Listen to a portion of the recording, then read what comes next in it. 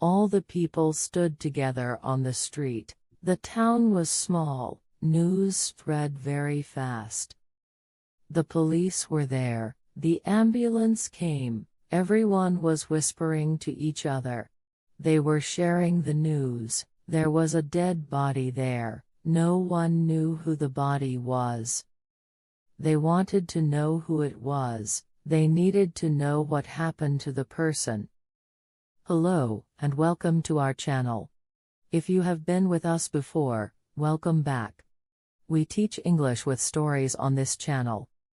We helps you learn English in a simple way. If you like this kind of story, please subscribe now, and click the bell to get notified when a new episode comes. I will start today's episode. The person I want to talk about is Randy Stone. The events happen in the year 2012. Randy was about 42 years old. Everyone in the area knew him. The town respected him. He was a soldier in the past. He had a big insurance company. He lived in a city named Independence, in Missouri. It is the fifth biggest city in Missouri. The city saw two big battles in the Civil War. People respected Randy a lot because he was a retired Army officer. His family was very religious. Since he was born, he went to church with his family. After school, he had only one goal. Randy wanted to join the army. He had no other plan or goal in life. He really wanted to be a soldier.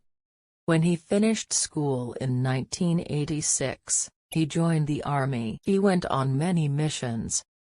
In 1990, he became a reserve soldier. After some time, he left the army.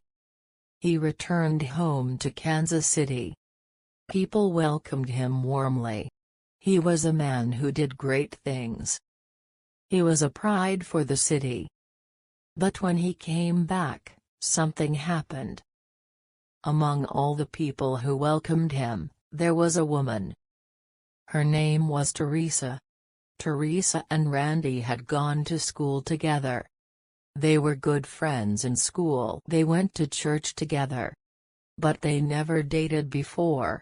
Now Randy was 23 years old. When he saw Teresa again, he thought, I have had many hard times. Now I want peace. I want someone to choose. I want to spend my life with her. Who better than Teresa? We have known each other since childhood. We believe in the same religion. We go to the same church. Let's leave it here. Soon, these two fell in love. Very fast, they loved each other. After 7 months, they got married. They married in a small church. The local pastor married them.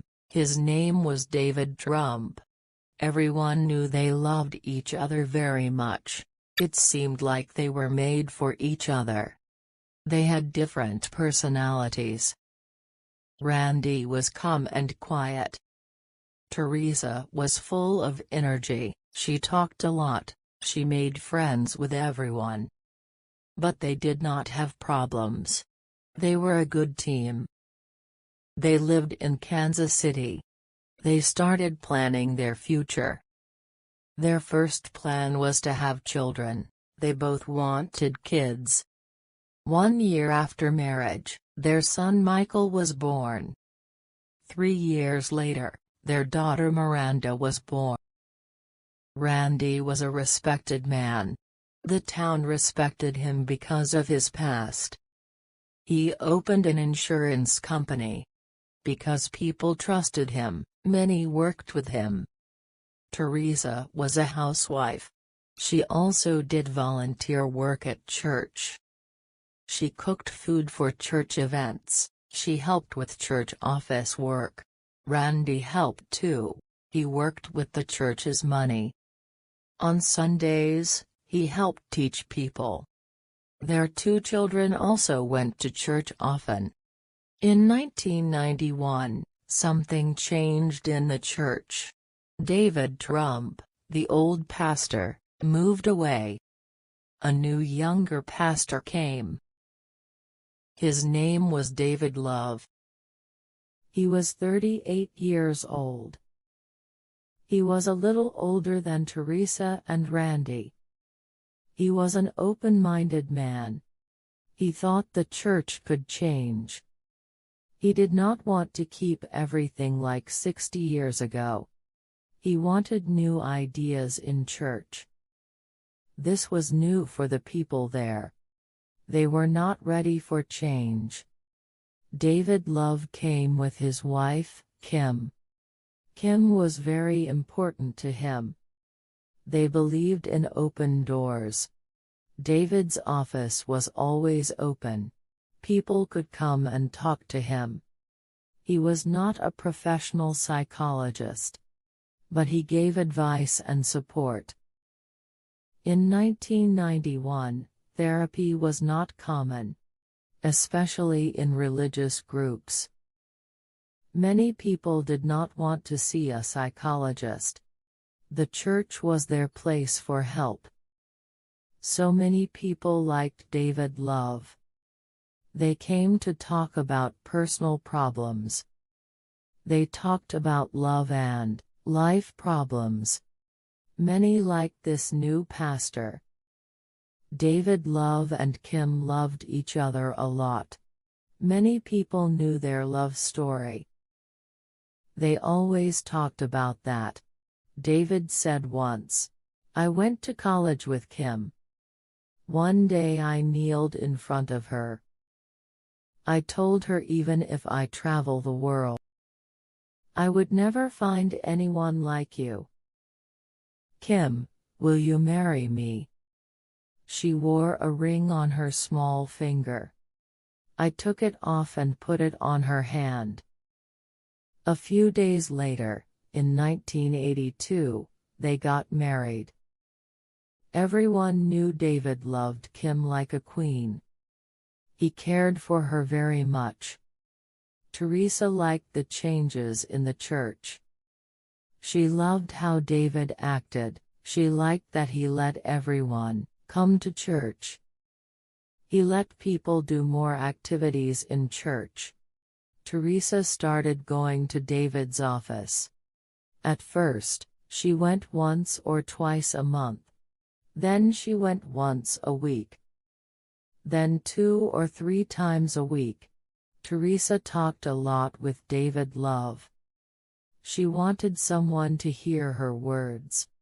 Now she could talk to David. Everything was going well for Randy and Teresa. Their life was good. They were husband and wife for 14 years by 2004. Teresa told Randy she was pregnant again. This was like a miracle for Randy. Because some time ago, Randy had a vasectomy. He thought he could not have kids anymore. He missed his checkup after the surgery. But he knew from reading that sometimes, vasectomy can fail. Even after surgery, some men can still have children. So Teresa's pregnancy was a surprise. They were very happy. They took the baby things from the storage. They were excited. But sadly, Teresa had a miscarriage. She lost the baby. This changed their lives. Randy and Teresa were not close like before. They talked less, they felt sad and angry, they often argued. Because of this, Teresa started going more to David's meetings. Teresa saw Randy with another woman. This was very hard for her as a religious woman. Randy was a religious man too. That made it harder. Teresa pressured Randy to talk to the pastor. She told him, "You have to go. You must speak with the pastor. You must fix this." At first, Randy was afraid. He did not want to share his feelings with another person. But he wanted to fix his life with Teresa. So, he agreed.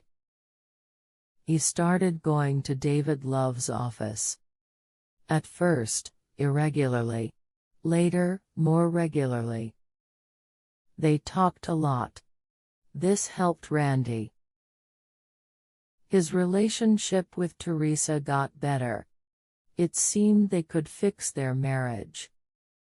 For a while, things were good again. They worked together by 2011.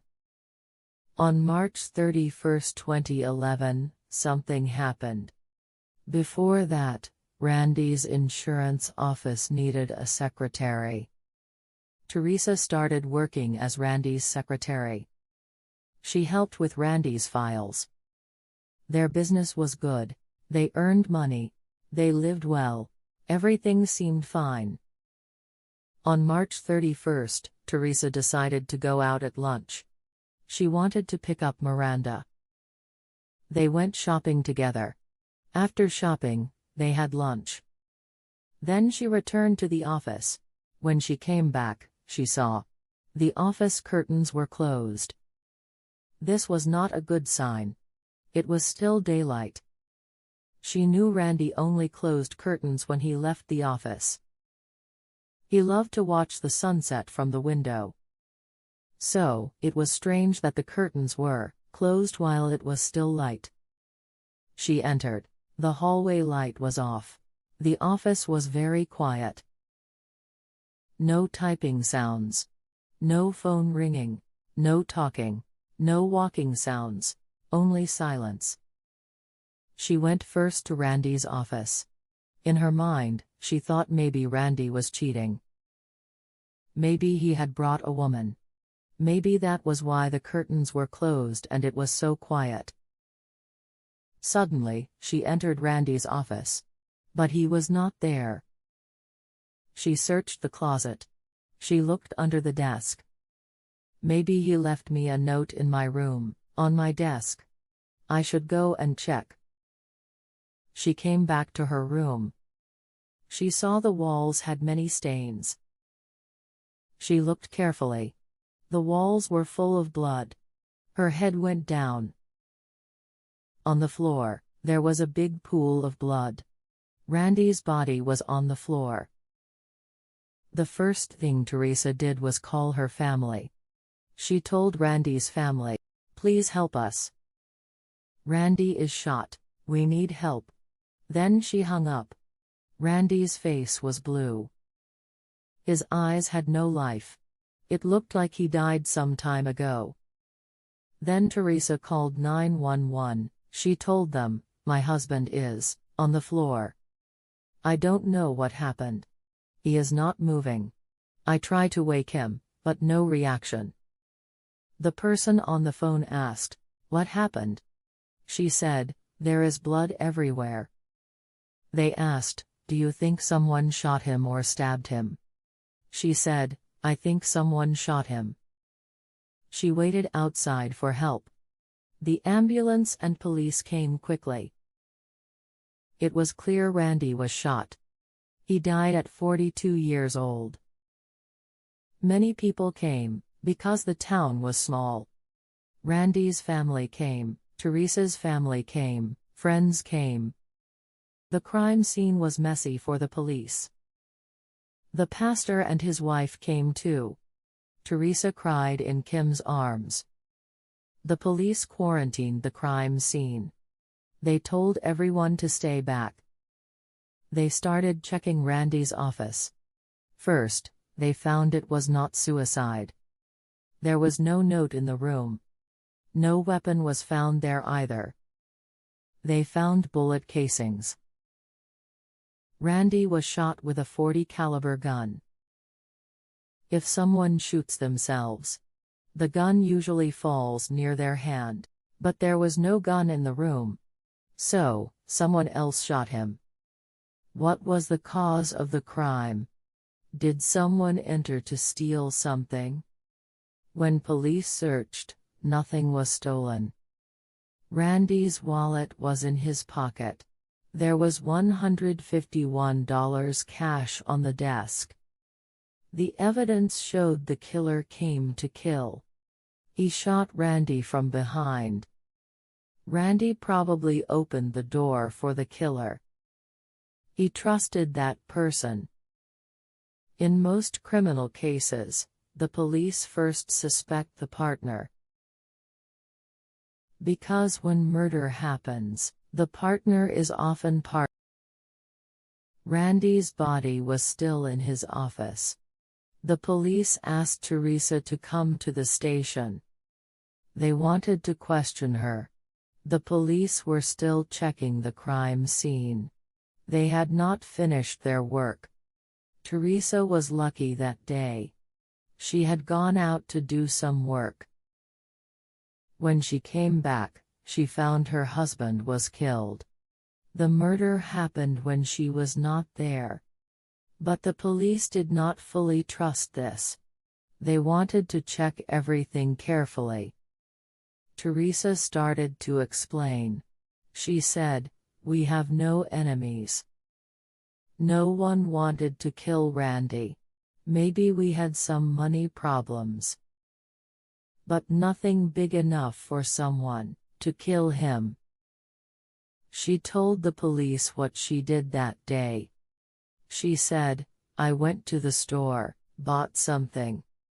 Then I ate food at the restaurant. I did many things." She gave all the details. She said, "You can check the cameras. You can check my credit card. You can ask the witnesses." The police found this very strange. Teresa was very prepared. She knew exactly where she was. She knew what she did. She knew the time and the place. Normally, when someone finds their husband dead, they are shocked. They don't remember everything clearly. But Teresa could say everything exactly. Also, only 1 hour passed since she called 911.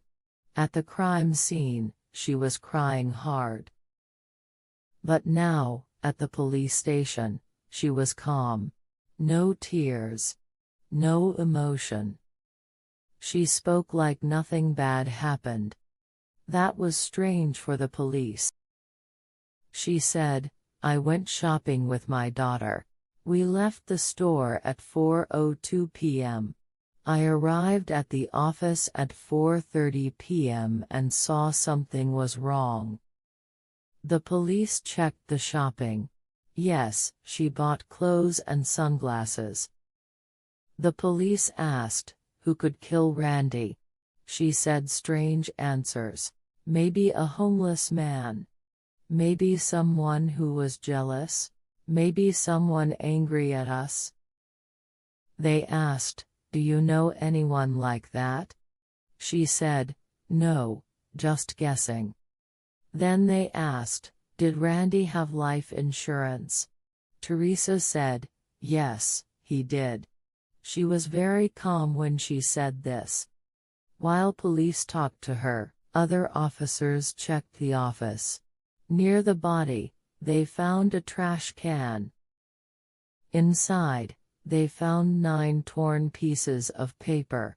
It was a love letter. When they put the pieces together, they saw it was written to Teresa. The letter said, "You have the kindest place in my heart. Happy birthday, my love. I still want to fix everything." Police looked at Randy's handwriting. They compared it to the letter. It was very different. Randy did not write the letter. The letter was for Teresa. Someone else wrote it for her. Police called the other officers. Asked Teresa about this letter. They asked her, "Who gave you this letter?" She said, "I don't remember. I don't know what you are talking about."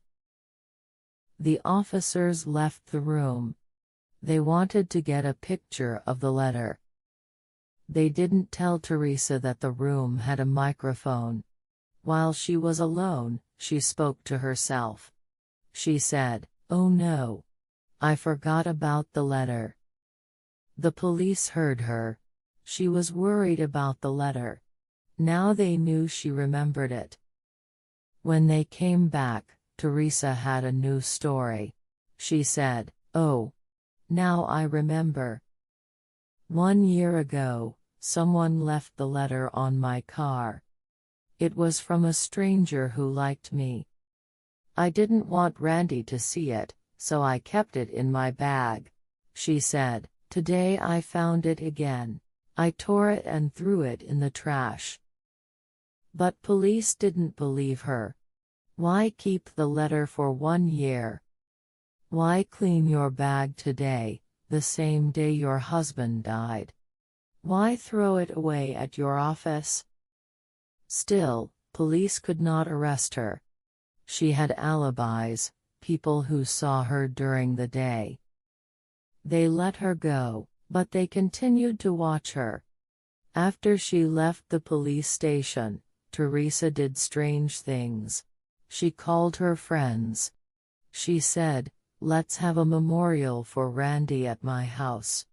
Many people came. She cried. She acted sad. But when she left the group, she acted like a different person, like she was not very sad. She asked one of Randy's friends for help. She said, "Can you help me with Randy's life insurance paperwork?" This friend was very surprised because less than 24 hours had passed since Randy died. The death certificate was not even ready, but Teresa wanted to start the insurance work. Another strange thing Teresa did was go to a tanning salon just days after Randy died. She told the salon worker, "My husband died and this card is valid. Can you transfer the credit to me?" Everyone found this very strange. David Trump was the old pastor. He was a friend of Randy and Teresa. He had baptized their children and married them. One day, he called Teresa to say hello. Teresa said, "Yes, Randy was killed." David was shocked. He asked, "Why didn't anyone tell me?" Teresa stayed very calm. David thought her calm voice was strange. He felt something was wrong. Then the police checked Randy's emails. They found an email sent on March 17th. Randy was killed on March 31st. In the email, Randy wrote to the church. He said, "I found a problem with the church money. $30,000 is missing. I think there is corruption. I want to change the church leadership. I don't want my wife and children to come to church anymore." Now the police had two suspects. The first suspect was Teresa. She would get $800,000 from life insurance. The second suspect was David Love. He was the new pastor. He was responsible for the church money. If Randy told the truth, David Love could lose his job. He might even go to jail. Then the police found a love letter in the trash. Was Teresa in love with David Love? Did they plan the murder together? The police asked church members. Many people said Teresa and David Love were too close. They smiled at each other too much. They had private meetings often. Then Teresa got pregnant, but everyone knew Randy had a vasectomy. So the baby was probably not Randy's. People believed it was David Love's child. Later, Teresa lost the baby. After that, people stopped talking. They didn't want to hurt her more. Still, people knew their relationship was strange. At that time, the police didn't have enough proof. They could not arrest anyone yet. Who could help the police next? They decided to talk to Kim, the pastor's wife. The police asked Kim to come to the station. When she arrived, she was ready to talk. It felt like she had waited a long time for this moment. Kim said there was a relationship between David and Teresa. She said it had been going on for years. She had known about it for a long time. It started when Kim saw David and Teresa sitting together. Teresa was resting her head on David's shoulder. Kim thought that was not okay. She warned David. He said, "Don't worry. It's just trust between friends." Kim tried to stay calm, but David's behavior became strange. One day, Kim saw David messaging Teresa. She read the messages. David said again, "It's nothing. Just friendly talk." After that, David stopped using his phone around Kim. But he started going to the garage more often. He said he was fixing the car, but Kim was suspicious. Then one day, David gave Kim a silver ring as a gift. She didn't like it. She took it to a store to exchange it. The shop owner said it was a $300 ring with 3 diamonds. But Kim's ring had only 1 diamond. Its real value was $14. Kim was confused. She thought maybe the real ring was coming later. She waited for her birthday, but at a party she saw the real ring. It was on Teresa's finger. Kim said, "That's a beautiful ring." Teresa got angry and said it was cheap. Kim now understood. The expensive ring was for Teresa, not her. She got very upset. She asked David about it. He made excuses again. He said he gave it to Teresa as a friendly gift. Kim felt insulted and humiliated. She believed Teresa was part of it too. This happened in early March. Randy was killed at the end of March. One day, David told Kim, "I'm going to buy slippers." He left the house. Kim went to the garage. She prayed to God for help. Soon, she found a burner phone hidden there. It belonged to David. She opened it and saw messages between David and Teresa. The police asked if she still had the phone. Kim said no, but she had saved their phone numbers. This was important information for the police. But there was still no physical evidence to use in court. Now, the police needed to find the murder weapon. They wanted to know who had a .40 caliber gun. David Love had no guns. Teresa also had no guns. But Randy had a gun collection. He owned many guns, including a .40 caliber. Police searched Randy's office. The .40 caliber gun was missing. Then they searched the house. They asked Teresa to open the safe. She said, "I don't know the code. I never used the safe." She said she had nothing to do with the guns. Then her son Michael came home. He said, "Come on, Mom, you know the code." This surprised the police and hurt Teresa. Michael opened the safe. They found guns inside.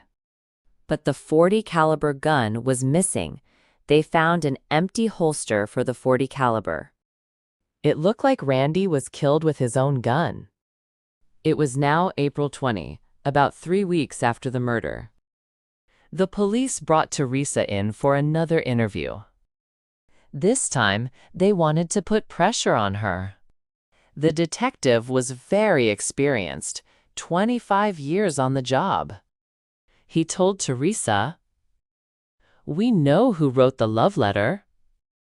It has church language like, 'I worship you' and 'I adore you.' We know it came from someone inside the church. If you want to help yourself, confess now." He warned her, "There are 20 detectives outside. We are ready to take this case to court. You could go to prison for life." He said you had lied about not knowing the safe's code, about not knowing Randy's guns, about your relationship with David, about the love letter. The detective said, "Everything you said is full of lies. If you want to help yourself, tell the truth." Teresa started crying. She said, "I didn't hurt Randy. I loved him." But the detective saw no real tears. She said, "There was no murder plan. I didn't do anything." The police didn't believe her. They said, "Even your tears are fake. We are not stupid." Finally, Teresa admitted, "Yes, David and I were flirting. But we never had sex. We didn't cheat on our spouses." But the police pushed harder. Then Teresa confessed more. She had been cheating on Randy for 10 years. The love letter was real. The baby she lost was David's child. The police noticed something. The only time Teresa showed real emotion was when she talked about her lost baby. When she talked about Randy or David, she didn't show any strong feelings. She said, "I ended my relationship with David 1 month before Randy was killed." Teresa told the police, "David was the one who kept calling and messaging me. He wouldn't let me end the relationship." From that point, Teresa tried to make herself look better. She wanted the police to trust her. She even told the detective, "Yesterday you asked me if I wanted a lawyer. Do you think I should have one?" The officer said, "It's your choice. I can't tell you what to do." Then Teresa said, "I want to be honest now. I told David we couldn't be together. I said we are both married.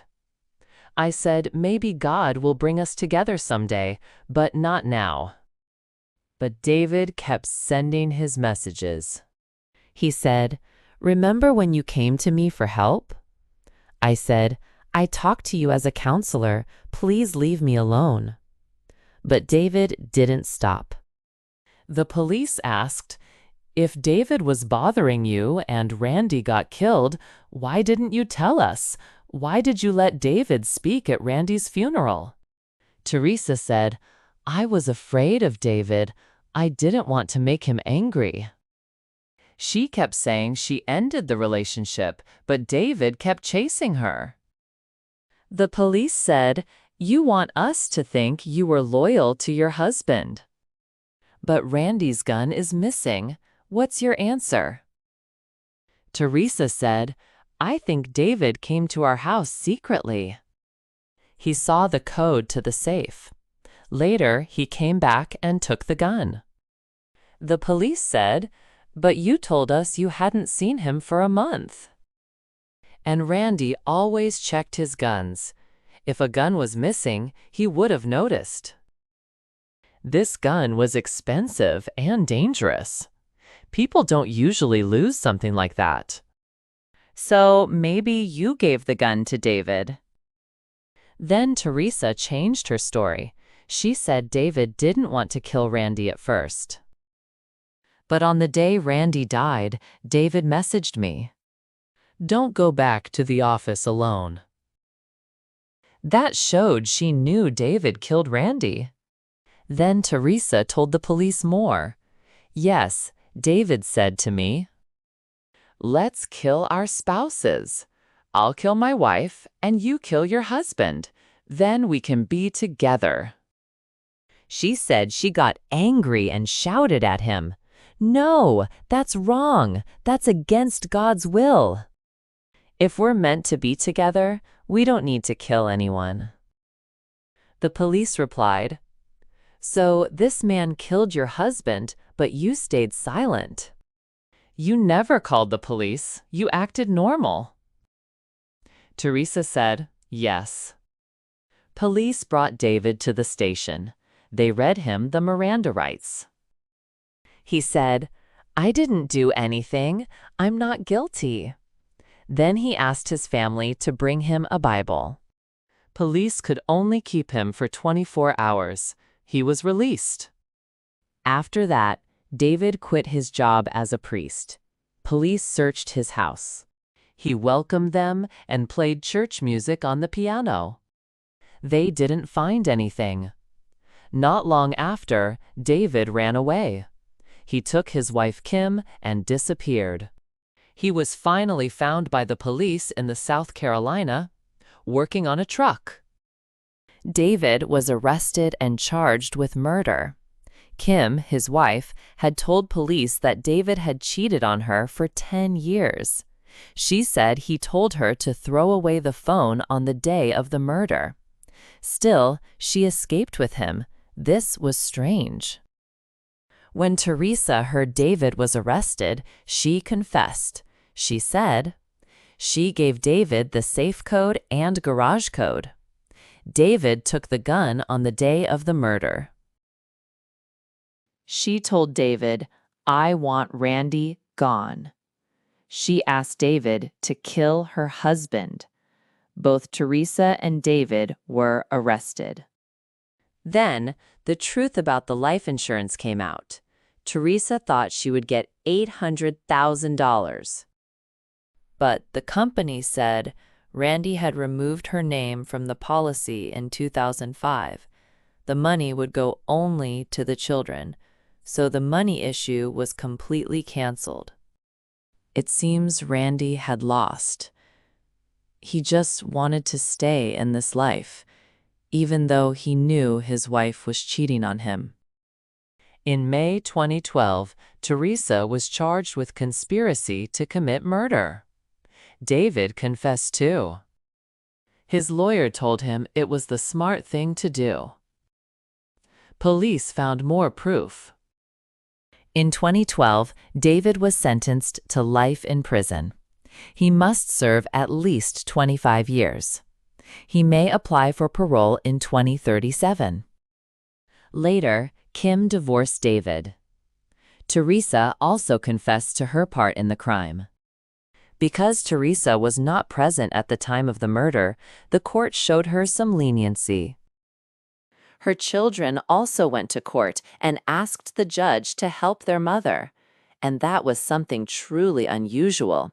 Her son and daughter stood before the judge and said, "We've already lost our father. We don't want to lose our mother too."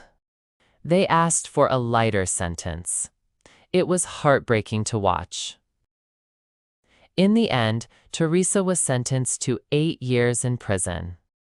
Teresa had her trial in 2012. Now she is probably free and living somewhere. Randy's family was very sad about what happened. His parents tried everything to keep Teresa behind bars.